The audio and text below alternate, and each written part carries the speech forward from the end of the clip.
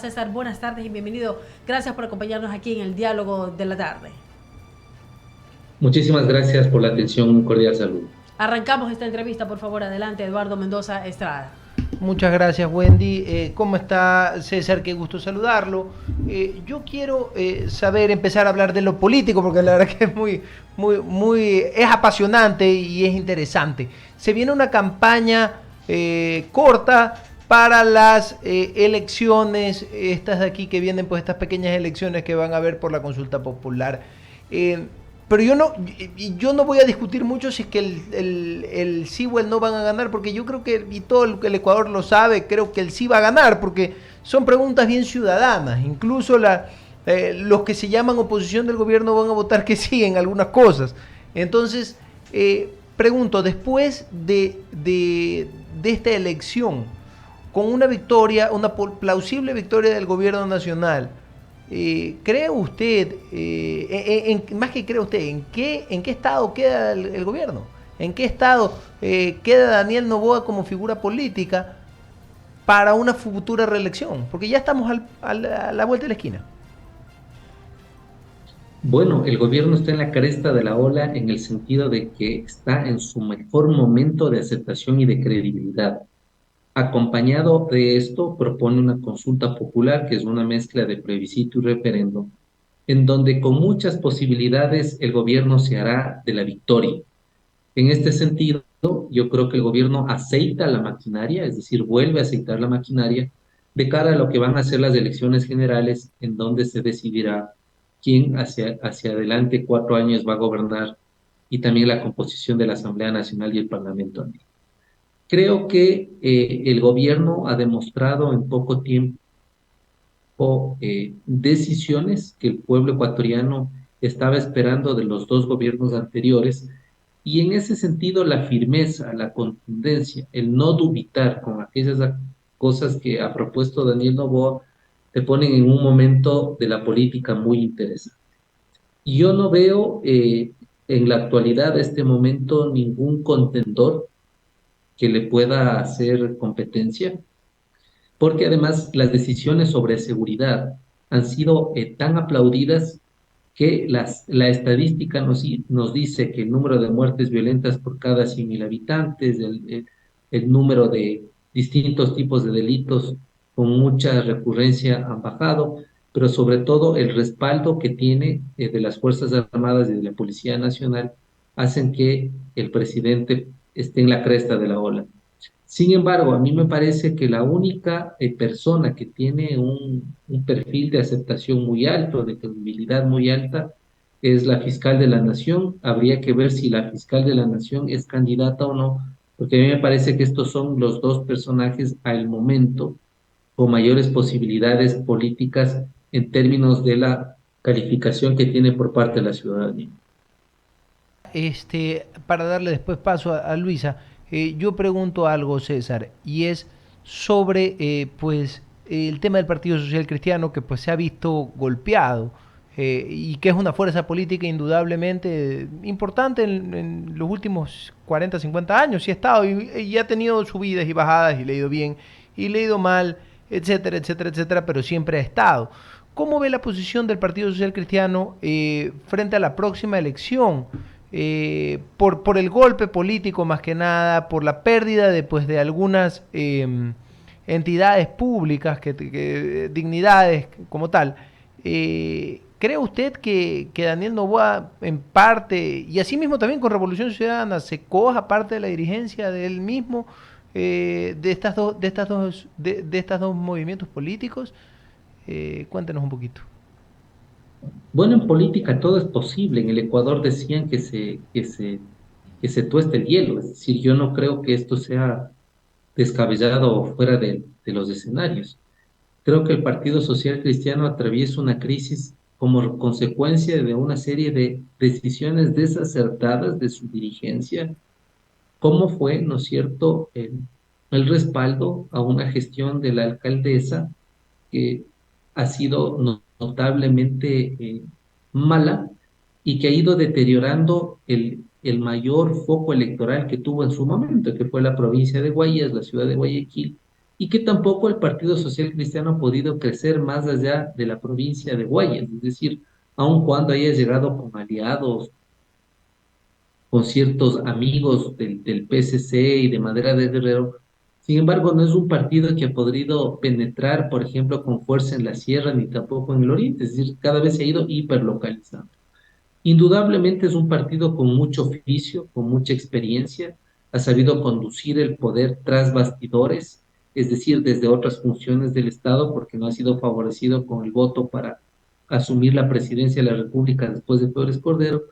Sin embargo, atraviesa un momento bastante complejo porque los hechos que se investigan como proceso que impulsa la Fiscalía salpica a las principales autoridades del Partido Social Cristiano. Por eso a mí no me extrañaría que el presidente de manera inteligente pueda ir captando algunos cuadros de este partido como de la Revolución Ciudadana en un acuerdo mucho más amplio.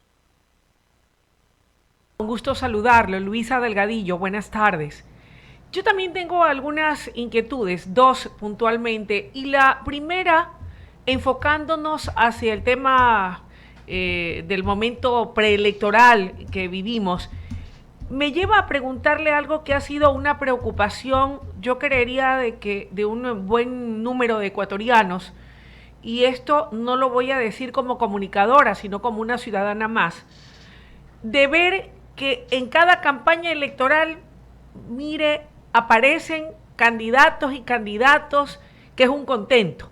Gente que incluso no llega a tener una votación representativa y que a claras luces, es mi humilde opinión, yo no soy experta en estos temas, pero que me parece que se presentan para dividir los votos.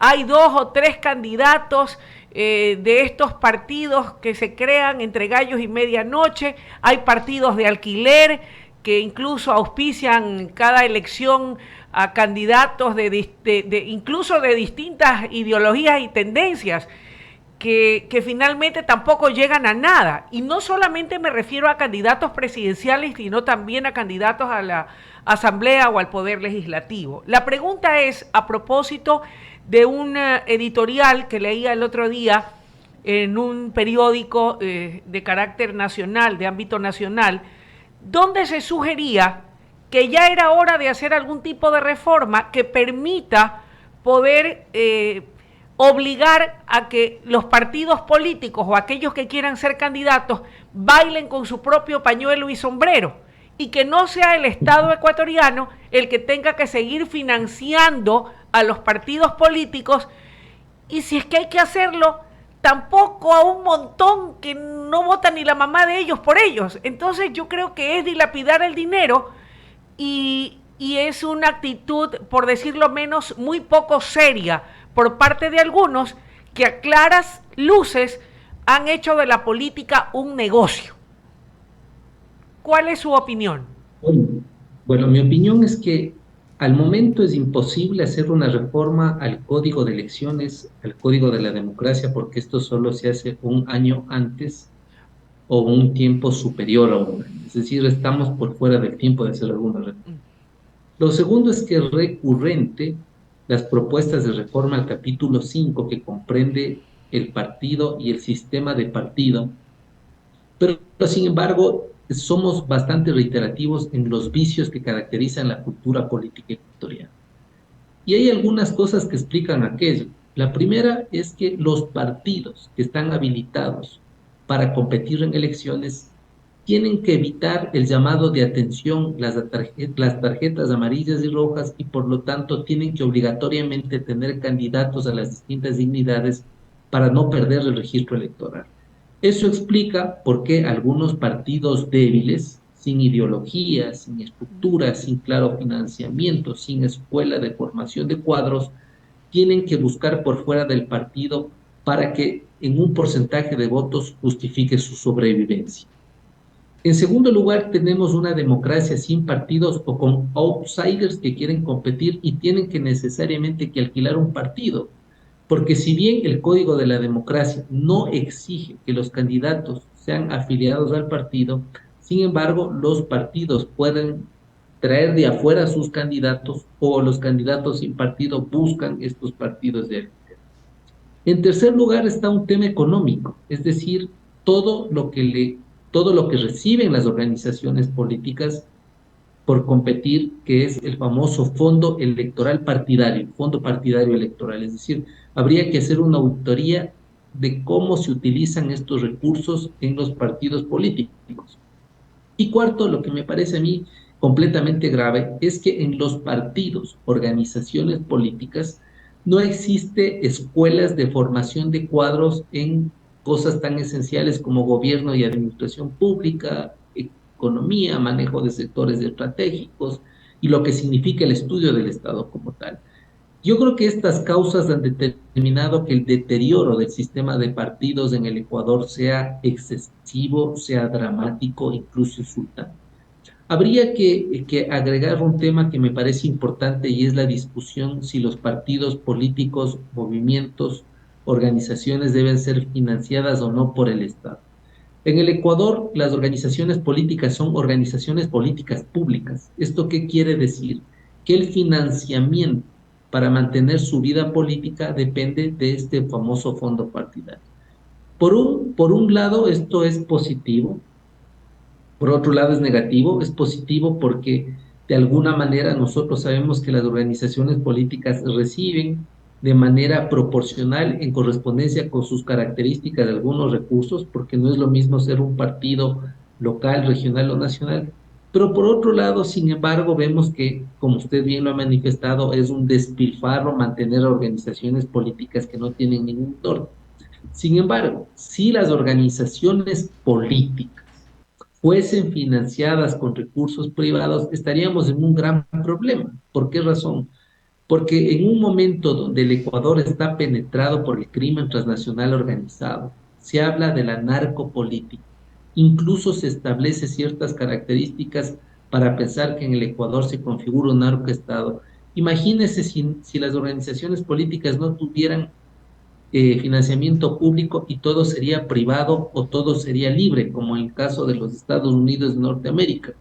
Sería esto un caos tremendo, porque esto daría pie para que los partidos se conviertan en organizaciones de lavado de dinero, como ocurre, por ejemplo, en México, en donde el mejor negocio para los partidos políticos es perder las elecciones, porque en campaña electoral se produce el lavado de dinero y se convierten los partidos políticos en lavandería. Es decir, hay cosas favorables como cosas negativas en términos de identificar si el mecanismo adecuado tiene que ser público o tiene que ser liberado y tiene que ser estrictamente privado. Son reflexiones importantes las suyas. Sin embargo, me permito solamente acotar dos cosas.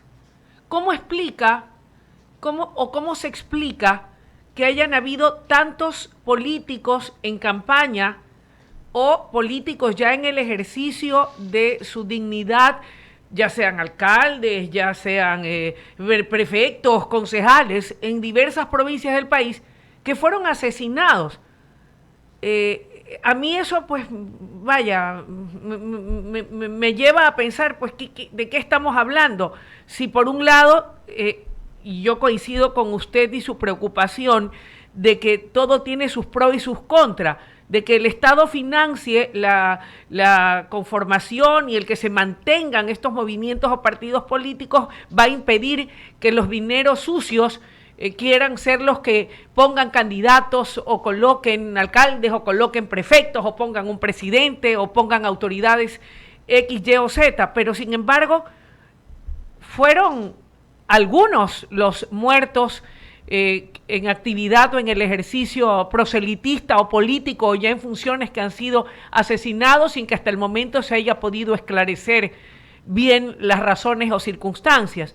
Y lo otro que también me preocupa, y con esto concluyo para una reflexión final suya a mis percepciones o lecturas de los hechos, es aquello que usted dice de que la falta de tener un partido o movimiento que pueda patrocinar a un candidato los obliga a tener que hacer uso de estos partidos de alquiler, porque me demuestra claramente, y a lo mejor puede sonar muy duro lo que voy a decir, es que definitivamente buena parte, no digo todos porque no hay que poner a todo el mundo en un mismo saco, pero nuestra política en buena medida está prostituida, porque entonces ese partido de alquiler o los partidos de alquiler se venden al mejor postor y al que les da billete, entonces, y con eso se sostienen, pero como usted bien dice, no tienen ideología, no tienen una doctrina ideológica seria, sino que están y se venden como damisela al mejor postor y al que le dé más billetes, con los réditos para el dueño del partido que lo alquila según su conveniencia. Bueno, la mejor evidencia es la última elección presidencial donde 7 de 8 candidatos no tenían partido político, es decir, el partido buscó a sus candidatos. Y la segunda, que me parece importante su reflexión, es que aun cuando el Estado financia las organizaciones políticas que son de carácter público en Ecuador, eso no blinda tampoco que el crimen transnacional organizado haya penetrado las estructuras y que nosotros hemos visto en campaña electoral para alcaldías pequeñas con presupuestos exiguos, unas campañas multimillonarias que ni siquiera sumando el salario del alcalde en los 4 años consecutivos lograría pagar la campaña electoral. Es decir, vemos un deterioro, una descomposición que a mí me parece muy interesante que se ha contrarrestado con lo que ahora se está desmenuzando con el caso Metástasis y el caso Purga, en el sentido de que previo a las elecciones, ojalá la Fiscalía y también los jueces determinen que estas responsabilidades de la política con el narco y la relación del narco con la política nos abra bien los ojos a los ecuatorianos y ecuatorianas y no incurramos en el mismo error de reiterar en la votación a ciertos partidos, movimientos políticos y políticas que no solo contaminan el Estado con su mala actuación, sino que están contaminados ya también por el dinero del narcotráfico. César, ¿cómo le va? Es Alberto Quintana. A ver, ayer justamente el señor Procurador General del Estado daba respuesta a una consulta que le había hecho el Consejo de Participación Ciudadana y Control Social. Esto en torno a si es factible, si es legal, si es procedente o no, que en medio de los procesos electorales, la consulta popular, el referéndum, que están en ciernes, pues se puede ir haciendo este proceso de relevo de mando de quienes ya han cumplido su periodo. No me refiero pues a los consejeros electorales, ¿no? Entonces ha dicho que sí, que por supuesto que eso hay que irlo a la par, más allá de que estén pues en marcha los procesos electorales, eso es legal hacerlo. Pregunto, justamente en estos momentos, porque hay muchísimos cuestionamientos, hay varios aspectos que se han impulsado desde la sociedad civil que tienen que ver con reformas al código, al famoso Código de la Democracia, ¿no? Planteamientos en torno a la participación de los independientes, el hecho de que las organizaciones, llámese partidos y movimientos políticos, sean más democráticas, el hecho de que ningún candidato tenga pues que estar bajo el dogal del dueño, porque aquí lo que hay es dueños de los partidos y de los movimientos. Estaba leyendo justamente una reseña periodística de Primicias y refiriéndose pues al ahora detenido ex asambleísta Muente, dice esta reseña periodística que el señor se compró una casa muy cerca de la casa de su jefe para llevarle el pan, seguramente le llevaba la leche también cada mañana. Es increíble este tipo de cosas, ¿no? Entonces, estos son los tipos de asambleístas, estos son los personajes que llegan sin ningún mérito, por supuesto, a ocupar importantes sitiales. Entonces, ¿qué tan valedero es precisamente que se fortalezca la institucionalidad del Consejo Nacional Electoral con este relevo y el hecho de que quienes vengan también tengan esa capacidad de armonizar verdaderos conceptos democráticos a efectos de fortalecer también los partidos y los movimientos?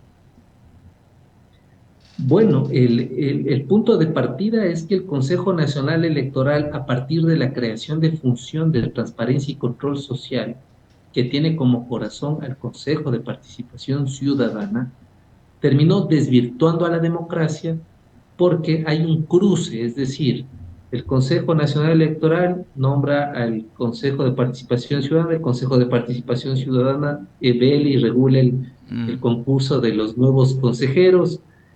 Es decir, vivimos en una maraña institucional que no tiene ni pies ni cabeza y es uno de los pocos países que rompe el principio republicano de Montesquieu, donde hay tres funciones: ejecutiva, legislativa, judicial, e indudablemente hay institucionalidad electoral. Quiero decir que en democracia lo saludable es que se respete el Estado de Derecho, los procedimientos, pero además la alternabilidad.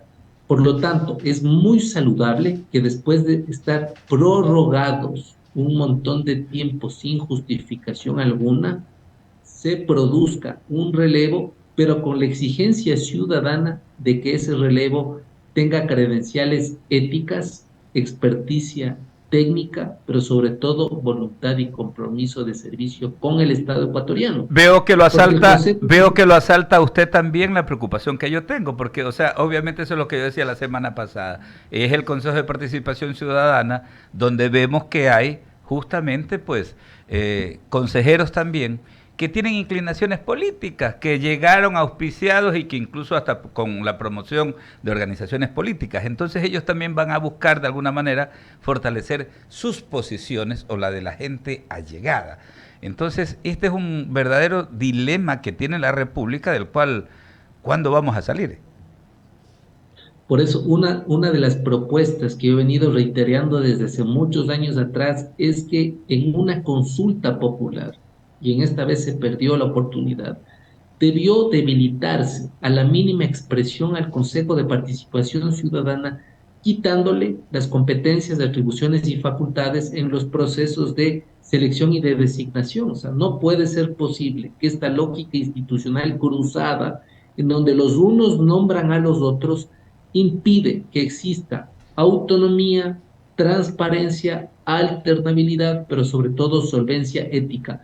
Lamentablemente en el Ecuador se vive algo que yo lo vengo reiterando, que se llama el relativismo ético, es decir, cuando hay este doble estándar y cuando a algunos partidos les beneficia nombrar a unas personas, está bien; cuando les perjudica nombrar a otras, está mal. Lo que nosotros debemos ir es una reforma profunda del Estado, pero sobre todo buscar la oportunidad para que este organismo, que es el Consejo de Participación Ciudadana, se reduzca a la mínima posibilidad y que exista un diseño institucional distinto en el Consejo Nacional Electoral, porque el que tenemos ahora tampoco garantiza lo que ciudadanos y ciudadanas esperamos en un proceso que es solvencia, transparencia, que sea expedito, pero sobre todo que tenga las credenciales enormes como para cuando se producen los actos electorales nadie ponga en tela de duda lo que ha sucedido en los procesos. Permítame, Leonidas tiene otras inquietudes para nuestro invitado. Gracias, Alberto.